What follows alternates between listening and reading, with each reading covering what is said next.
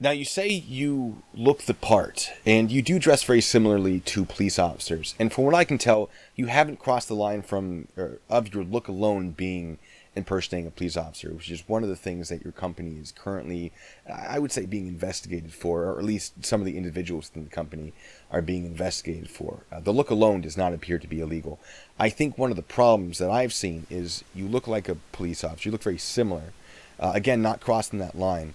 But then when you give orders, if you're holding traffic for the funeral to progress through an intersection, someone might believe that you are a police officer and then therefore obey orders that they wouldn't normally obey. Is this something that has been an issue in the past, or is this sort of a recent development legally where the police have been sort of becoming a lot stricter about that? Sure. So I can only answer so carefully on that, but it is something that's only been recently. The sergeant had advised to us that there's a new sheriff in town, and because the new sheriff was elected, that there's a new policy within the last few months. Prior to that, and it's funny you should say that the way we look today. Um, when I started the business, and if anyone took the time instead of posting nasty remarks and took the time to actually look into it, they would see that when we first started our company, um, all the vehicles had nothing but white LED lights, only white. We wore very long sleeve, high vis, bright yellow shirts with the company's name on it. Of course, we wore the motor pants, the boots, and the duty belt that holds the radio, and so on and so forth. Um, but we wore the high vis traffic yellow shirts, and again, all the lights were white because we didn't want anyone to even say, "Hey, he's got yellow lights," or "He's got green lights," or "He's got amber lights," or "He looks like security," or "He looks like police." So we stayed with the white. And what's funny is around 2014, when one of the corporals started harassing us on a regular basis, writing multiple citations that were all thrown out over the course of time. We were being written for having the white lights, and the judges were throwing them out. Advised us to go ahead and put the purple on. So we went ahead and put half white, half purple, so you could get that oscillation effect, so you can see the actual lights. Because I don't know if you've ever seen an all LED amber LED light bar flashing. If it's all amber, it just looks like a giant flash, just a big yellow thing. It doesn't actually look like it's flashing until you get closer. So we put the purple with the white, and ran it that way for a little bit, and continue working that way. And then, of course, the same corporal started then harassing us to the point where he was writing multiple citations. In fact, he kept me on a traffic stop for 3 hours one time. Um, Took pictures of everything I was wearing. And the major at the time of operations of Orange County Sheriff's Office actually chastised him for taking 3 hours on the traffic stop, and then, of course, writing me 28 citations on the same traffic stop. What that corporal did was he went around and counted every single white light on my motorcycle and wrote me a citation for it. Um, the judge, and when we went to court, the judge actually said, "Hey, I'll dismiss these. I need you to go ahead and put the amber in, so it's amber and purple." Uh, and we did what the Orange County judge had asked us in court on record. And then we actually had a meeting at the sheriff's office with the same major and the attorney on record at that time for the Orange County Sheriff's Office, along with my attorney. And not only did the attorney at the Orange County Sheriff's Office pick out the color of the amber that we were to install on the bikes, which I then spent $3,000 to have installed on all the vehicles. Um, but at that point in time, uh, one of the captains that was over the motor division at that time was also there, and he kind of complained and made a comment that our long sleeve yellow shirts look like their jackets, and we look too much like their motor officers, and if we could change the color of our shirts. Um, of course, in the same catalog that we were using to show the color of lights and things of that nature, that they picked the amber. They picked the amber out of the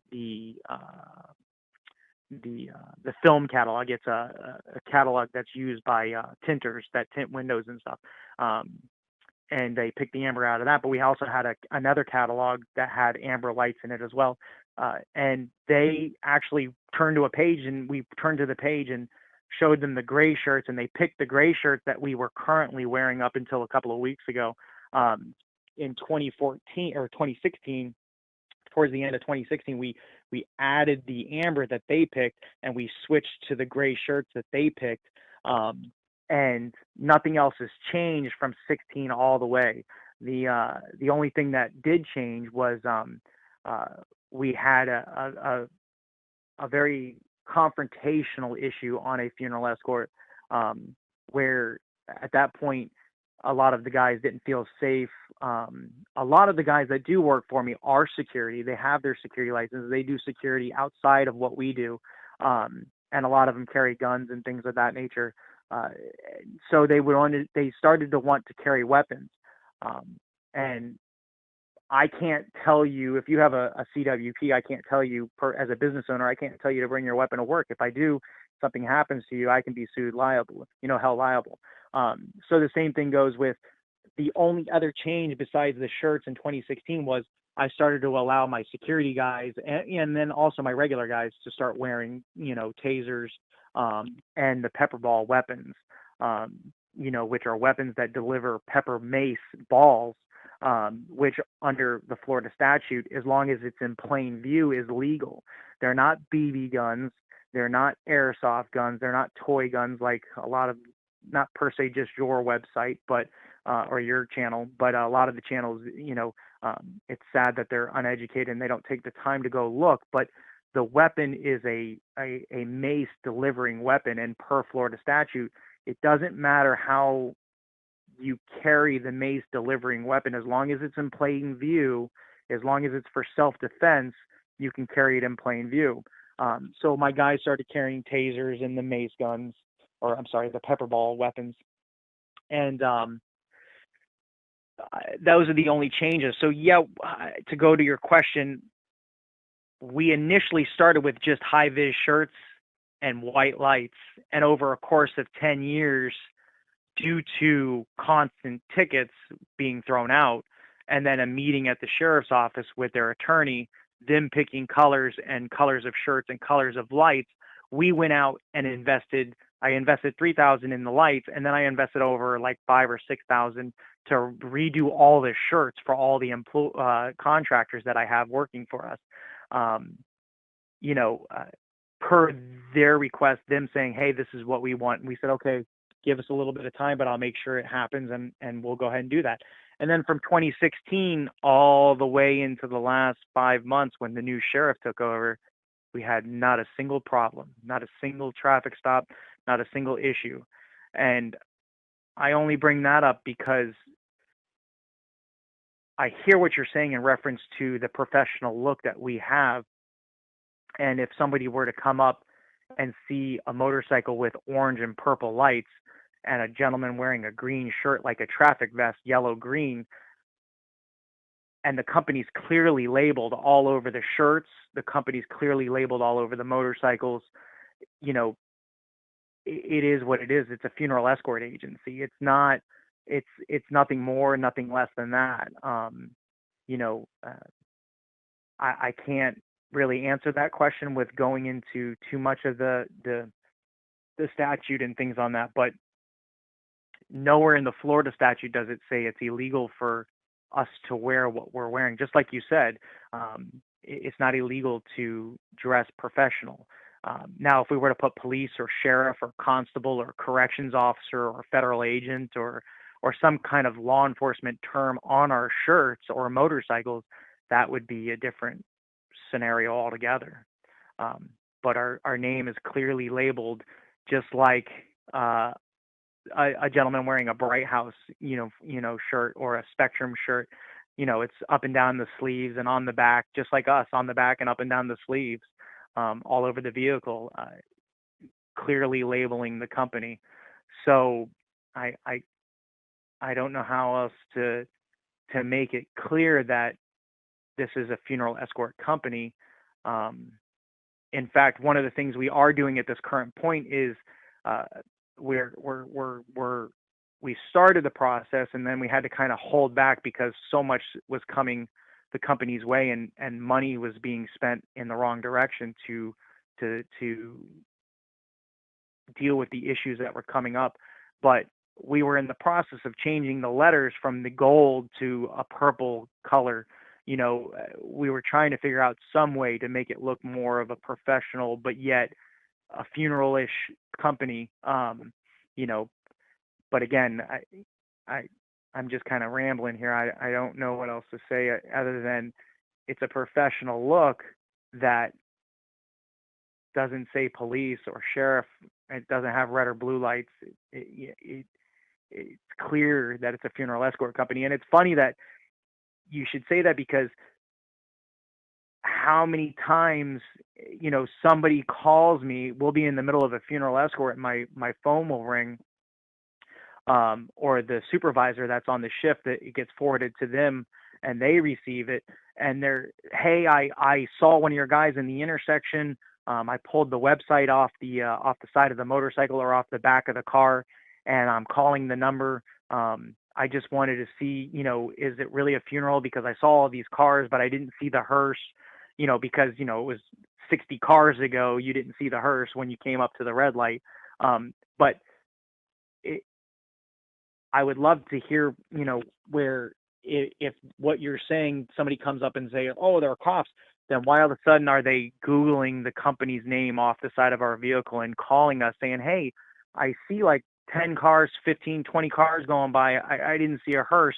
Is it really a funeral today? Or, so I don't really get that, in that sense. When the policy changed with the police department, did they inform you of the new policy?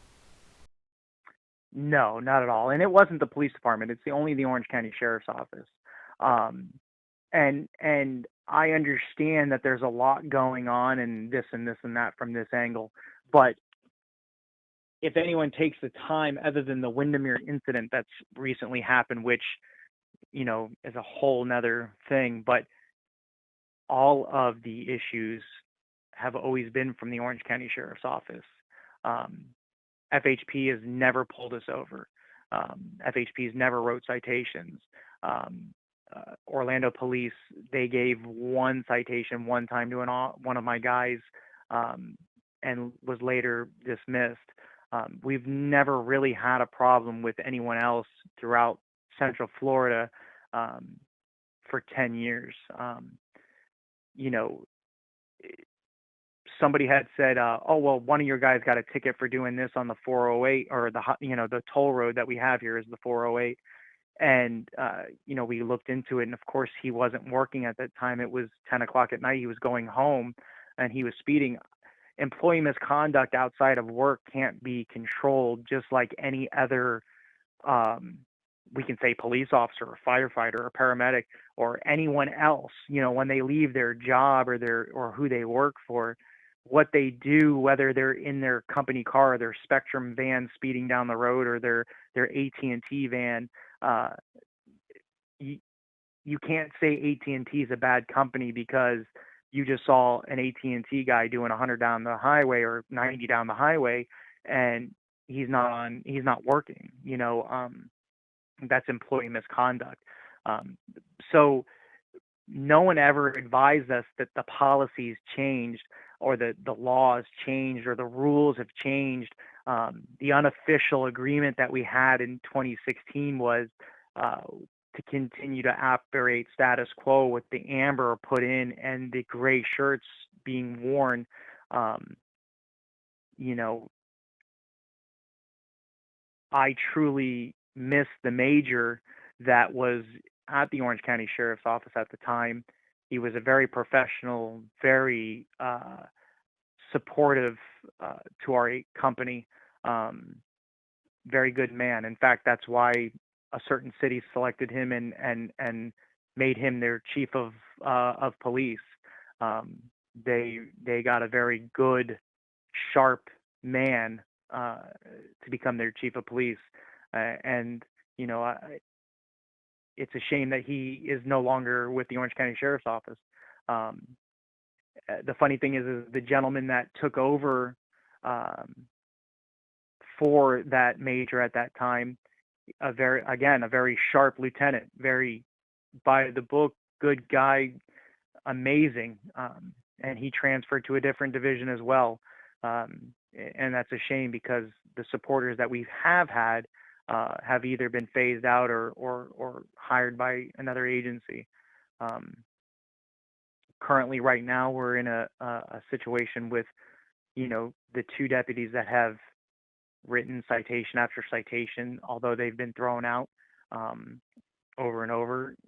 Recently, uh, has had the ground that they can go ahead and grip to because policies have changed. A new sheriff, as as the sergeant has said to me on numerous occasions, the fact that he uses such a cliche statement is a little silly. But you know, there's a new sheriff in town. He keeps telling me, and what was agreed to with legal counsel at that time at the sheriff's office and the upper staff of the sheriff's office and the sheriff of the sheriff's office at that time is no longer policy now.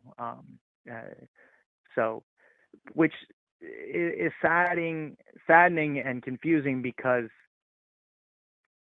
and we all know it. You know, I have a record.